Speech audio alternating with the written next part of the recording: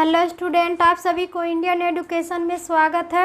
और आप लोग को पढ़ाने के लिए लाई हूँ पैथोलॉजी जांच विज्ञान। तो देखिए, आप सभी वीडियो अच्छा लगे तो वीडियो को लाइक और सब्सक्राइब जरूर कीजिए। क्लास एमएलटी और डीएमएलटी मेडिकल लैब टेक्नीशियन और डिप्लोमा कोर्स से पढ़ाने जा रही हूँ।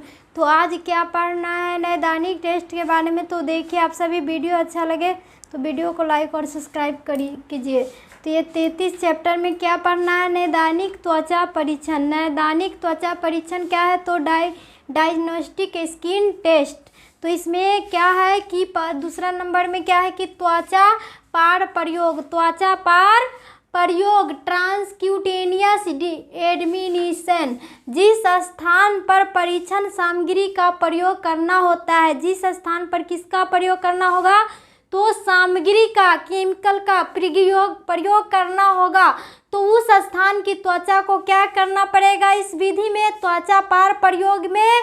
तो त्वचा पार प्रयोग में या ट्रांसक्यूटेनियस एडमिनिस्ट्रेशन में, तो ये स्प्रिट से त्वचा पर क्या करना चाहिए, तो साफ कर लेना चाहिए। तो त्वचा को उस स्थान की जहाँ पर सामग्री का प्रयोग करना पड़ेगा, तो उस पर तो स्प्रिट से साफ कर सुखा लिया जाता है। और तत्पश्चात लेसेंट छोटा नुकीला और लुसेंट का नोकीला और 2 धार वाला चाकू, और 2 धार वाला क्या होगा, तो चाकू अथवा सुई से एपिडर्मिस में छोटी छोटी खरोंचे बना ली जाती है। और हाथ पर जो मानव के त्वचा पर क्या होती है, तो एपिडर्मिस होती है, उस पर क्या करना होगा, तो एपिडर्मिस में छोटी छोटी खरोंचे बना ली जाएगी। और छोटे छोटे क्या बना ली जाएगी, तो खरोंचे बना ली जाती है किससे, तो नीडल से। तो ये खरोंचे बना ली जाएगी एपिडर्मिस में।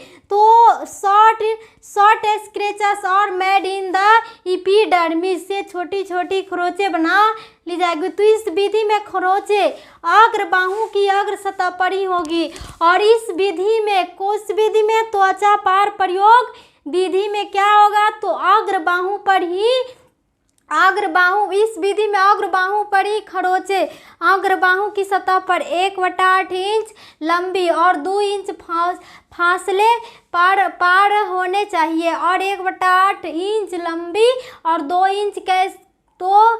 इंच फासले पर होनी चाहिए। तो इसके बाद एलर्जन परीक्षा तरल की 1 बूंद को, और इसके बाद कौन परीक्षण, तो एलर्जन परीक्षण तरल सामग्री। जो एलर्जन की परीक्षण में जो तरल सामग्री होगा, तो 1 बूंद को प्रत्येक खरोंच पर लगाना चाहिए। और 1 बूंद को प्रत्येक खरोंचे पर क्या करनी चाहिए, तो जो सिरिंज से खरोंचे की गई है उस खरोंचे पर क्या करना चाहिए, तो उसके बाद एलर्जन परीक्षण की 1 बूंद प्रत्येक खरोंच पर लगाना चाहिए। तो खरोंचे को बिना छेदे ही 10 मिनट के लिए ऐसे ही छोड़ देना चाहिए।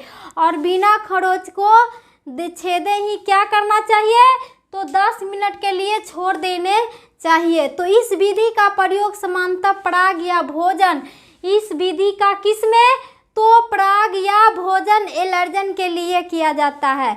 ये विधि त्वचा पार प्रयोग विधि किसके लिए किया जाएगा, तो ये भोजन एलर्जन के लिए किया जाता है। पराग किस विधि में, तो भोजन में एलर्जन के लिए, जो एलर्जी की बीमारी उत्पन्न कर देती है, तो एलर्जन के लिए प्रयोग की जाती किस में, तो त्वचा पार प्रयोग विधि में।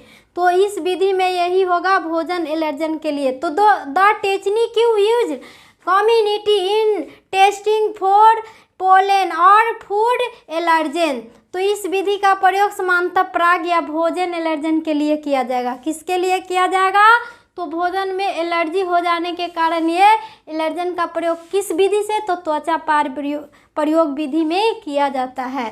तो ये तीसरा नंबर क्या है, चकत्ता परीक्षण। चकत्ता परीक्षण। अब ये चकत्ता परीक्षण किस विधि में होती है, तो ये किस बीमारी में उत्पन्न होगा, चकत्ता परीक्षण विधि, पेच टेस्ट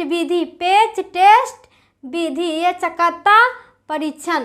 तो चकत्ता परीक्षण विधि, इस विधि में गज के एक छोटे से चकत्ते पर, इस विधि में क्या होती है कि एक क्या होगा चकत्ते में, तो ये चकत्ते में एक गज एक छोटे से चकत्ते पर परीक्षण पदार्थ को अवशोषित ऑब्जर्व कर लिया जाता है। ये चकत्ते को क्या कर लिया जाएगा, तो ऑब्जर्व कर लिया जाएगा कहाँ पर, तो एपिडर्मिस में। कहाँ पे, तो मानव को अग्र बाहु की हाथ पर एपिडर्मिस में क्या होगा, तो एपिडर्मिस में त्वचा पर छिद्र करके किया जाएगा। वहाँ पर गोल उभार होगा। वह कैसा होगा, गोल उभार, जो मच्छर को काट लेने पर चकत्ता होता है उसी तरह का चकत्ता हो जाएगा। तो ये किस बीमारी का लक्षण होता है, तो टीबी का बीमारी का लक्षण होगा। अगर चकत्ता जैसा नहीं होगा तो वह बीमारी नहीं होगी। तो ये चकत्ता परीक्षण इसी विधि को कहते हैं।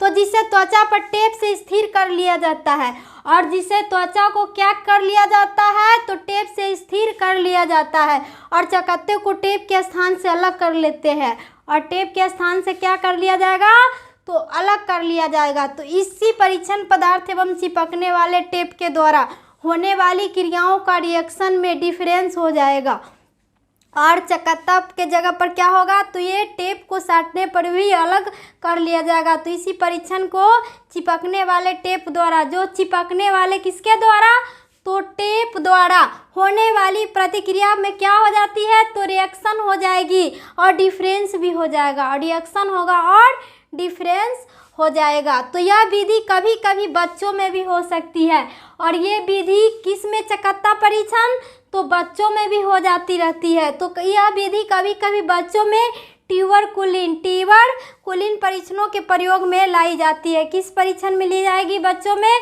तो ट्यूबरकुलिन की परीक्षण में, टीबी की परीक्षण में भी ली जाती है। किसकी, बच्चों की जांच करने के लिए भी ली जाती है। तो नोट, इसके विपरीत ट्यूबरक्यूटेनियस टेस्ट अधिक विश्वसनीय है, और इससे विपरीत यह क्या है, इसको एमएक्स जांच भी बोलते हैं। तो ये विश्वसनीय टीबी का जांच होगी।